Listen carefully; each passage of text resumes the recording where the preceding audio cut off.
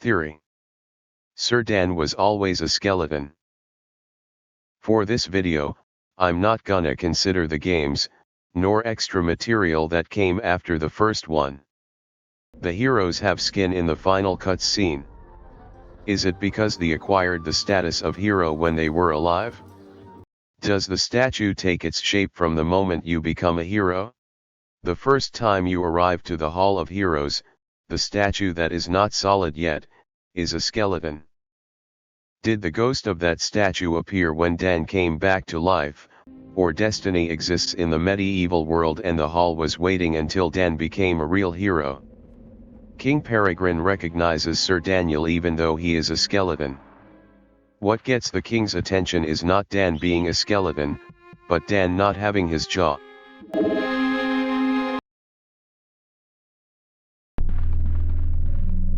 Sir Fortescue, noblest of my courtiers, bravest of my captains, oh, that we should meet at such a dark hour, with the fate of this realm lying once again in your hands. Good God, Fortescue, what's happened to your jaw?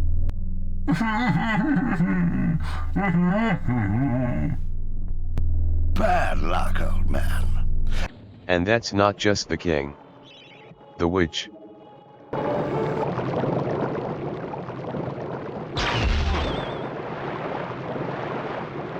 Who has summoned the witch of the forest? Oh, it is you, Sir Fortescue. Forgive me, my lord. I have never met a real hero.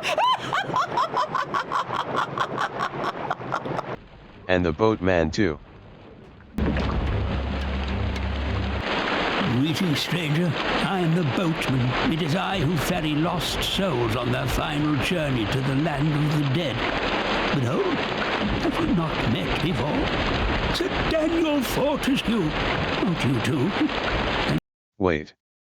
The History of Heroes book talks about Sir Dan having hair. But it also talks about him being a hero when he wasn't. The books also say that Canny Tim was the one who died in the first volley of arrows, when that was Dan.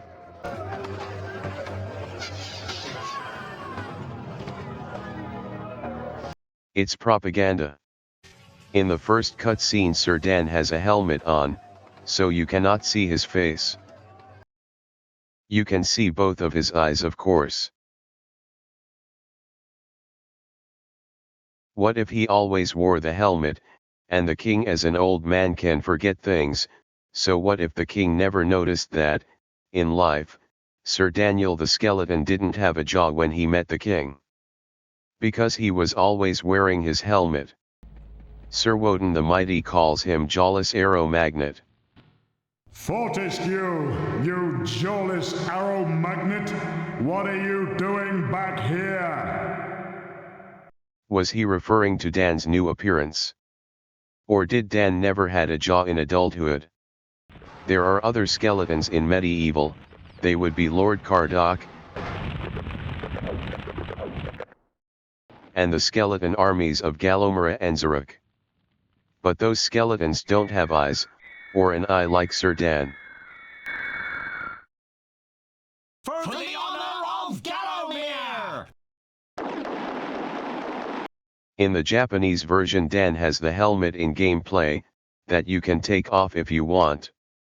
But in that case, even if it was for localization and marketing purposes, it makes me think that Dan is ashamed because he knows that he's not a real hero and he doesn't want to be recognized.